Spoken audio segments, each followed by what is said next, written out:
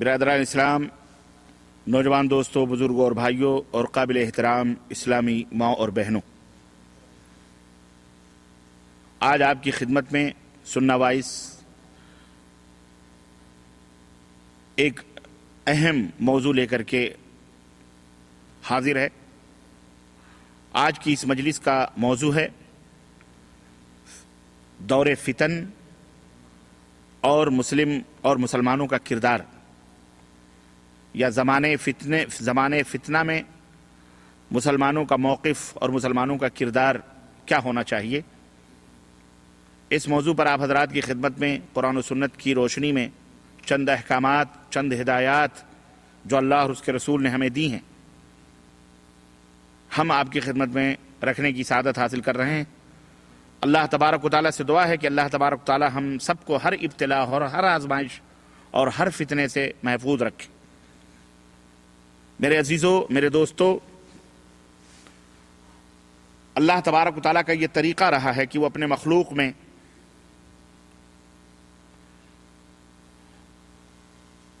آزمائش کو، ابتلا کو ڈالتا ہے، اپنے مخلوق کو آزماتا ہے۔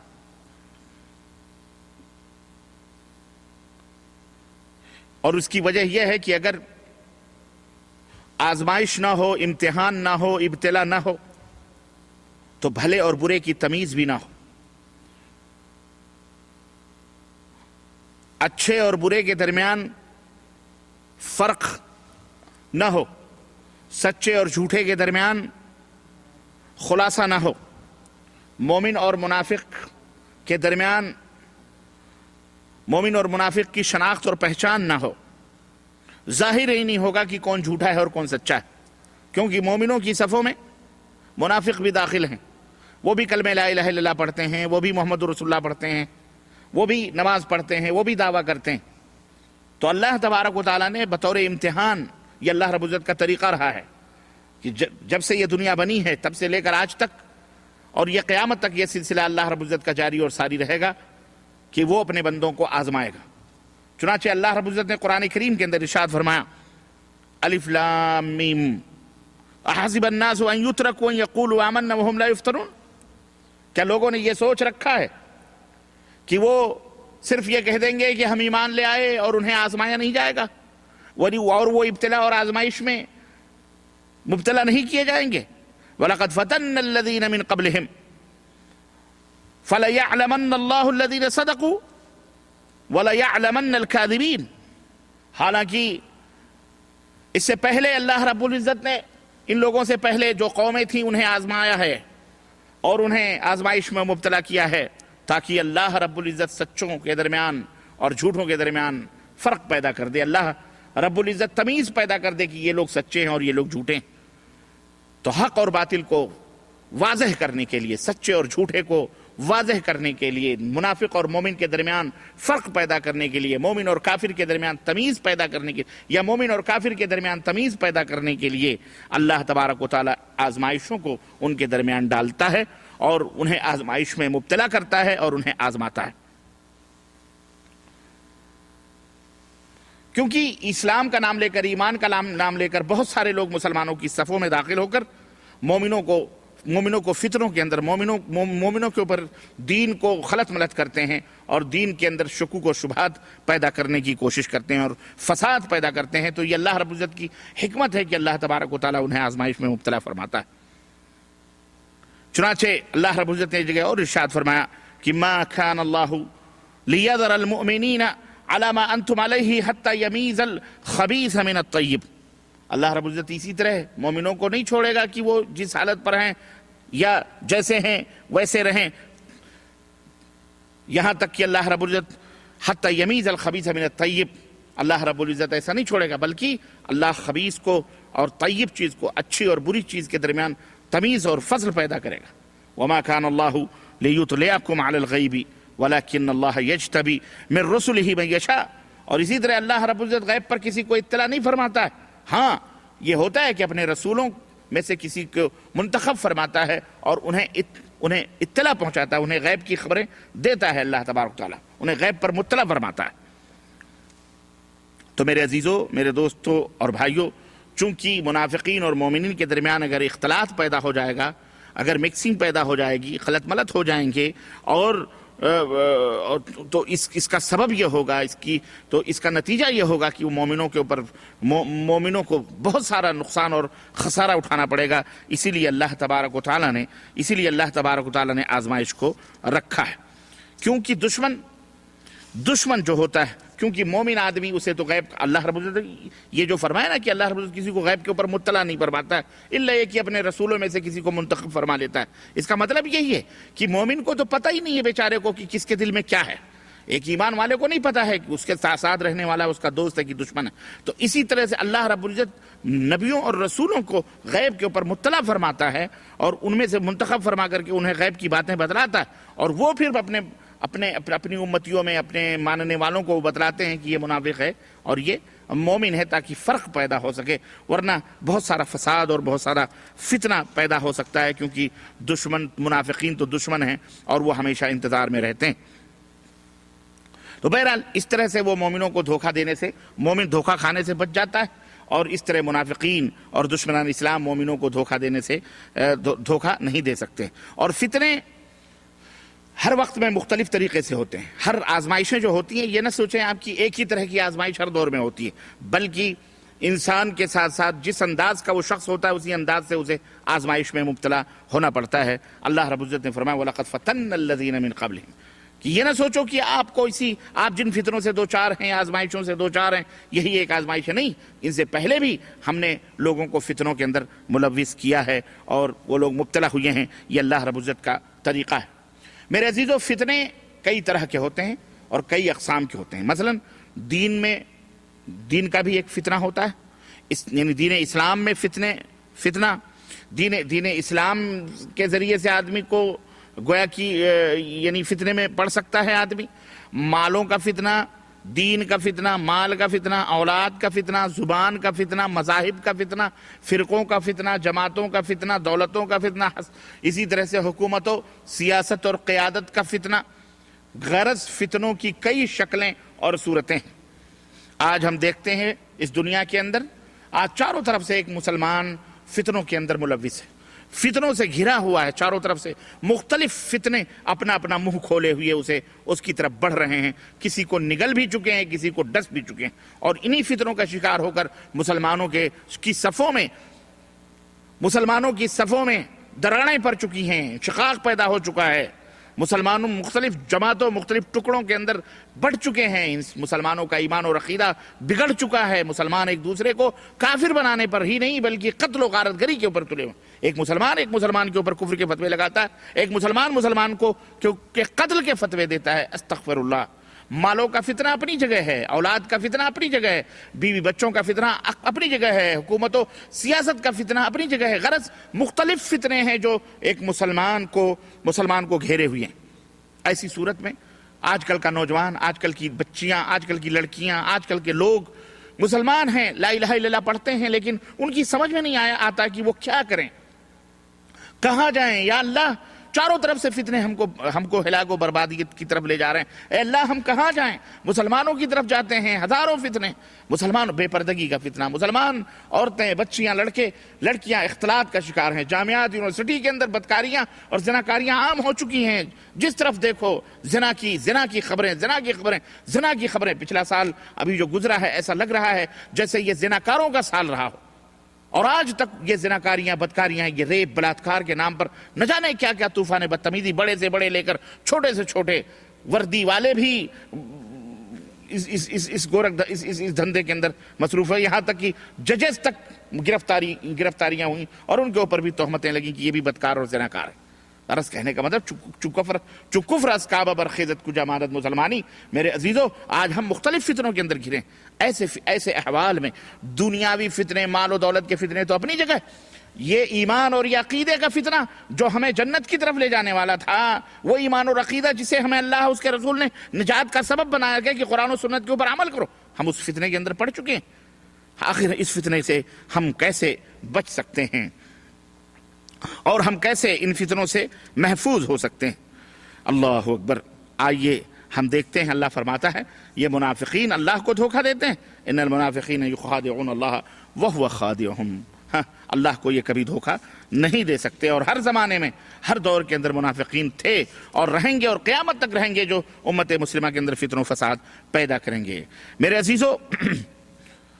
دو قسم کے عمومی فتنے، ایک شبہات کا اور ایک شہوات کا فتنہ ہوتا ہے۔ شبہات کا فتنہ یعنی آدمی ایمان اور عقیدے میں شبہات کے اندر ملوث ہو جائے، شہوات محرمات کے اندر ملوث ہو جائے، نفس پرستی کے اندر ملوث ہو جائے، شراب، زناکاری، بدکاری اور یہ تمام سب چیزیں، یہ محرمات، اس میں بھی آدمی مبتلا ہوتا ہے اور یہ بھی ایک آزمائش ہے۔ اور اسی طرح سے شبہات کا جو فتنہ ہوتا ہے کہ آدمی شبہ میں، ایمان اور عقیدے کے شبہ میں ملوث ہو جائے۔ بہرحال میرے عزیزو، ایسی صورت میں ہمیں کیا کرنا چاہیے اور ہمارا اس کا علاج کیا ہے؟ اللہ اور اس کے رسول نے ہمیں تنہا اور ایک کا نہیں چھوڑا ہے، بلکہ ہماری کچھ گائیڈ لائنز بتائی ہیں، ہماری ہدایات کے لیے کچھ طور اور طریقے بتائے ہیں۔ اے مسلمانوں، اے میرے دوستوں اور بھائیوں، اور اے میری ماؤں بہنوں، میری آواز سننے والوں سنو، آؤ ہم قرآن و سنت میں ان تمام فتنوں کا علاج بتاتے ہیں کہ قرآن و سنت نے ہمیں کس طرح کا علاج بتایا ہے۔ اللہ اکبر۔ آئیے سب سے پہلے ایمان اور عقیدے، تفرق، امت کے اندر جو تفرقے ہیں، امت کے اندر جو گروہ بندیاں ہیں، آئیے اس فتنے کے تعلق سے ہم دیکھتے ہیں کہ اللہ اور اس کے رسول نے ہمیں کیا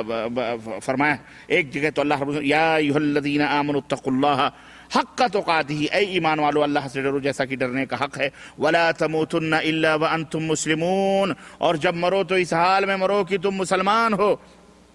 وَاعْتَصِمُوا بِحَبْلِ اللَّهِ جَمِيعًا وَلَا تَفَرَّقُوا، اور اللہ کی رسی کو مضبوطی کے ساتھ تھام لو۔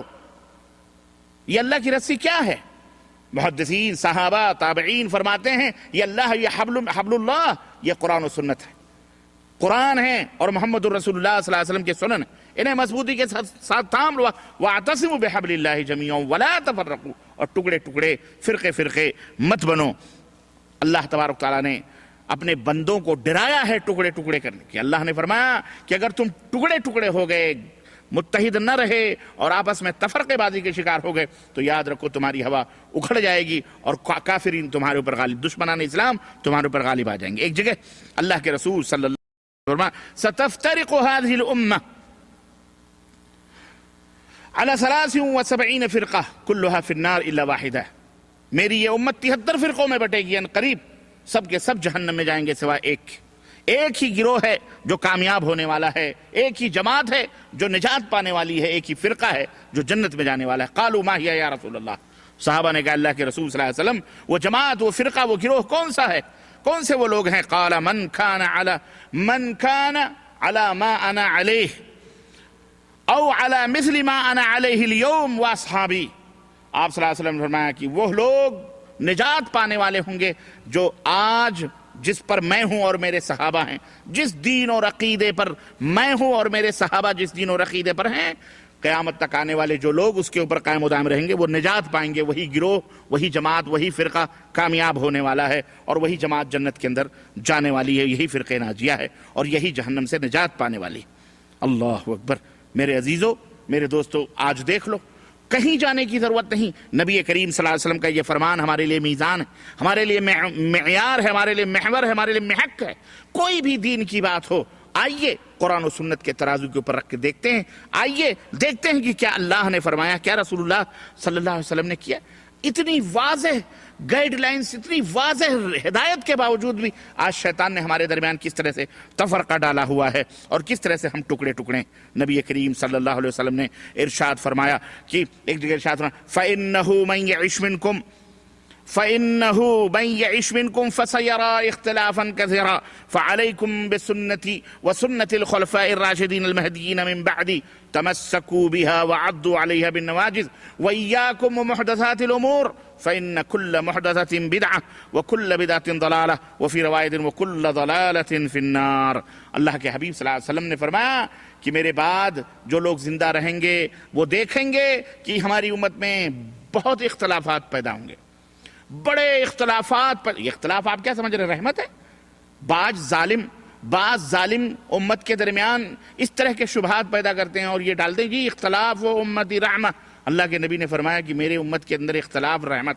استغفر اللہ، استغفر اللہ۔ اللہ کے نبی یہ جھوٹی بات ہے، یہ اللہ کے نبی کے اوپر تہمت ہے، یہ حدیث نہیں ہے، یہ گڑھی ہوئی موضوع بات ہے۔ یہ اختلاف کرنے والوں نے، جاہلوں نے، ناسمجھوں نے، انہوں نے اپنے اختلافات کو جائز ٹھہرانے کے لیے، امت کے تفرقے کو صحیح بتلانے کے لیے اس طرح کی روایتیں گڑھ کر پیارے نبی حضرت محمد الرسول اللہ صلی اللہ علیہ وسلم کے اوپر جو ہے تھوپی ہیں، تہمت لگائی۔ اللہ تعالیٰ ان سے نپٹے قیامت کے دن یا دنیا ہی کے اندر۔ تو اختلاف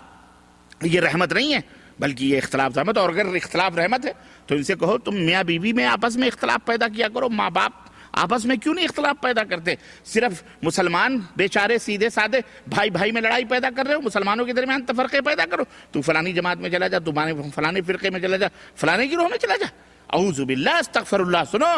کتاب اللہ اور سنت رسول اللہ یہی جنت کی ضمانت ہیں، اور یہی جنت کی طرف جانے والا راستہ ہے۔ اس کے علاوہ کوئی تیسرا راستہ دوسرا راستہ جنت کی طرف نہیں جا رہا۔ نبی کائنات صلی اللہ علیہ وسلم نے ڈرایا ہے، اور آپ صلی اللہ علیہ وسلم نے فرمایا کہ بہت زیادہ اختلافات تم دیکھو گے، فعلیکم بسنتی، اختلافات ہو جائیں گے، دنیا لڑے گی، یہ حلال ہے، یہ حرام ہے، یہ جائز ہے، یہ ناجائز، یہ سنت ہے، یہ مستحب ہے، یہ فلاں یہ فلاں۔ کیا کریں ہم؟ ایک مسلمان ایسے چوراہے پہ کھڑے ہو کر سوچتا ہے کیا کرے؟ اے مسلمانوں سنو، تمہارے نبی نے تم کو تنہا نہیں چھوڑا، تم کو اس طرح سے بھٹکنے کے لیے نہیں چھوڑا۔ نبی نے تمہیں واضح طور پر راستہ بتلایا اور فرمایا فعلیکم بسنتی وسنت الخلفاء الراشدین، تمہارے اوپر ضروری ہے کہ میری سنت کو لازم پکڑو، میرا جو طریقہ ہے جو صحیح احادیث کے اندر موجود ہے اس کو لازم پکڑو، وسنت الخلفاء الراشدین المہدیین، اور جو رشد و ہدایت اور ہدایت یافتہ جو صحابہ ہیں، جو ہے خلفاء راشدین ہیں، جو مہدیین ہیں، قید بھی مہدیین ہیں، ہدایت یافتہ ہیں، سند ملی ہے نبوت کے دربار سے، یہ مہدیین ہیں، یہ ہدایت یافتہ ہیں، ان کے راستے کو، ان کو لازم پکڑو، تمسکوا بہا، ان کو مضبوطی کے ساتھ پکڑو، وعضوا علیہا بالنواجذ، اور دانتوں سے اس کو دبا کے رکھو،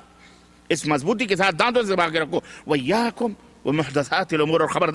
خبردار دین کے اندر نئی باتوں کے ایجاد کرنے سے بچنا، فإن كل محدثۃ بدعہ، اس لیے کہ ہر بدعت گمراہی ہے، اور وکل بدعۃ ضلالہ، کل بدعۃ ضلالہ، ہر بدعت گمراہی ہے، اور ایک روایت میں ہے وکل ضلالۃ فی النار، اور ہر گمراہی جہنم میں لے جانے والی ہے۔ میرے عزیزو، میرے دوستو اور بھائیو، اللہ کے رسول صلی اللہ علیہ وسلم نے کوئی بھی چیز نہیں چھوڑی الا یہ کہ اس کو واضح طور پر بیان کر دیا، کھول کر کے بیان کر دیا۔ اب میں آپ کو بالکل اس مختصر سے وقت میں بالکل میں قریب سے ایک بات بیان کرنا چاہ رہا ہوں، بتانا چاہ رہا ہوں کہ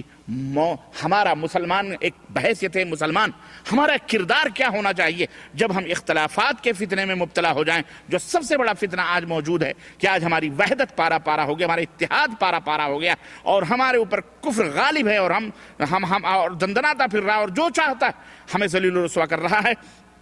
ایسے موقع پر ہمارا کردار کیا ہونا چاہیے؟ ہمارا کردار یہ ہونا چاہیے کہ اس فتنے سے بچنے کے لیے ہمیں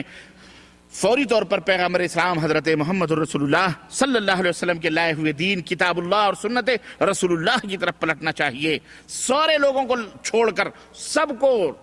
بازو کر کے، سائیڈ میں کر کے، سیدھا نبی کائنات صلی اللہ علیہ وسلم کے دامن میں پناہ لینی چاہیے، اور نبی کائنات صلی اللہ علیہ وسلم جو فرمایا ہے، جو آپ کی سنت ہے، جو آپ کا طریقہ ہے، اسی کو اپنانا چاہیے۔ یہ ایک مومن کا کردار ہے، یہ ایک مسلم کا کردار ہے اس وقت جب فتنوں کے زمانے میں پھنس جائے۔ اسی طرح سے ہر فتنے سے نجات مل سکتی ہے، ہر فتنے سے نجات مل سکتی ہے اسی صورت میں جب بندہ کتاب اللہ اور سنت رسول اللہ صلی اللہ علیہ وسلم کی طرف رجوع ہوگا۔ ایک تو یہ، دوسرا نجات دینے والا طریقہ یہ بھی ہے کہ آدمی جو مسلمانوں کی جماعت ہے، مسلمانوں کا جو گروہ ہے، ان کو مضبوطی کے ساتھ لازم پکڑے، ان کو مضبوطی کے ساتھ پکڑے، ان کے ساتھ مل جل کر کے رہے۔ ایسا نہ ہو کہ جو ہے وہ ادھر ادھر بھٹک جائے، مسلمانوں کا جو امام ہے، جو مسلمانوں کی جماعت ہے، اس کے ساتھ لازم رہے، اور ان فرقوں سے جو کتاب اللہ اور سنت رسول اللہ سے دور ہیں، ان فرقوں سے مطلقاً ان فرقوں سے دور رہے۔ اس سلسلے میں وہ حدیث حضرت وہ حدیث جو ہے فتنوں کے حضرت حذیفہ ابن یمان رضی اللہ تعالیٰ عنہ کی کہ لوگ اللہ کے نبی سے خیر کے بارے میں پوچھتے تھے، میں ہمیشہ اللہ کے نبی سے شر کے بارے میں پوچھتا تھا، تو اللہ کے نبی سے پوچھا ہم نے کہ اللہ کے نبی جو ہے اس ڈر سے میں پوچھتا تھا تاکہ میں شر میں داخل نہ ہو جاؤں۔ ایک دفعہ میں نے اللہ کے نبی سے پوچھا تو آپ صلی اللہ علیہ وسلم نے فرمایا، اور بہت لمبی وہ حدیث ہے، آپ صلی اللہ علیہ وسلم سے کہا گیا کہ اللہ کے نبی صلی اللہ علیہ وسلم نے فرمایا کہ تلزم جماعت المسلمین و امامہم، جماعت المسلمین مسلمانوں کی جو جماعت اور ان کا جو امام ہے ان کے ساتھ جو ہے ان کو لازم پکڑو۔ کہتے ہیں کہ میں نے کہا اللہ کے نبی اگر مسلمانوں کی جماعت نہ ہو کوئی اور ان کا کوئی امام نہ ہو وہاں پہ تو پھر ہم کیا کریں؟ تو آپ صلی اللہ علیہ وسلم نے فرمایا کہ اس سے جو ہے ان تمام فرقوں سے الگ ہو کر، ان تمام گروہوں سے جب مسلمان ٹکڑے ٹکڑے ہو جائیں، مختلف اماموں میں بڑھ جائیں، تو پھر ان تمام لوگوں سے الگ ہو کر کے جاؤ، بھلے تمہیں جو ہے درخت کی جڑ کیوں نہ کھانی پڑے قیامت تک، وہیں مر جاؤ تم ان تمام سب فرقوں سے اور ان تمام فرق۔ ولو ان تعذى على اصل شجرۃ حتى يدركك الموت وانت على ذلك، یہ بھی مسلمان کے کردار ہونا چاہیے کہ جہاں ایسے فتنے ہوں، جہاں مسلمانوں کے آپس میں بٹے اٹھے ہوں، تو پھر ان کو چھوڑ کر کتاب اللہ اور سنت رسول اللہ کو فوراً لینا چاہیے۔ تو واضح طور پر اور مختصر یہ کہ جناب علی ہمیں ایک موقف، ہمارا کردار فتنوں کے زمانے میں یہ ہونا چاہیے، چاہے جیسا فتنہ ہو کتاب اللہ سے ہم چمٹیں، رسول اللہ صلی اللہ علیہ وسلم کی سنتوں کو لازم پکڑیں، اسی طرح سے مسلمانوں کی جماعت کو بھی ہم لازم پکڑیں، اور یہ سوچیں کہ ہر دور میں منافقین رہے ہیں اور امت کے درمیان اختلافات پیدا کرنے والے ایسے لوگوں سے دور رہنا چاہیے، اور جو بات اللہ اور اس کے رسول نے فرمائی ہے انہی کو اپنا اسوہ اور نمونہ بناتے ہوئے اپنی زندگی گزارنی چاہیے۔ ہر چیز میں، عبادات میں، معاملات میں، سیاسات میں، چلنے پھرنے میں، اٹھنے بیٹھنے میں، تعلیم و تربیت میں رسول اللہ صلی اللہ علیہ وسلم ہمارے لیے اسوہ اور نمونہ ہے۔ تفصیلات میرے عزیزوں بہت ہیں، میں ان تفصیلات سے گریز کرتے ہوئے ایک مختصر سا میں نے بیان اور ایک چابی گویا میں نے آپ کے ہاتھوں میں دی ہے، سمجھنے والوں کے لیے اشارہ کافی ہے، عقل مندارہ اشارہ کافی، آپ اس کو سمجھیں گے انشاءاللہ تبارک تعالیٰ، سمجھیں اور کتاب اللہ اور اس راہ کتاب اللہ اور سنت رسول اللہ کو لازم پکڑیں اور آگے بڑھیں۔ تمام فتنوں کا حل اور تمام فتنوں کا علاج اسی میں ہے۔ اللہ عز و جل سے دعا ہے کہ اللہ تبارک و تعالیٰ ہم سب مسلمانوں کو باہمی طور پر مل جل کر رہنے کی توفیق عطا فرمائے اور کتاب اللہ اور سنت رسول اللہ صلی اللہ علیہ وسلم کو مضبوطی سے تھامنے کی توفیق عطا فرمائے، اور اللہ ہمارے دلوں کے اندر محبت اور اخلاص ایک دوسرے کے لیے پیدا فرمائے، آمین یا رب العالمین۔ وصلی اللہ علی نبینا محمد وعلی آلہ وصحبہ اجمعین، والسلام علیکم ورحمۃ اللہ وبرکاتہ۔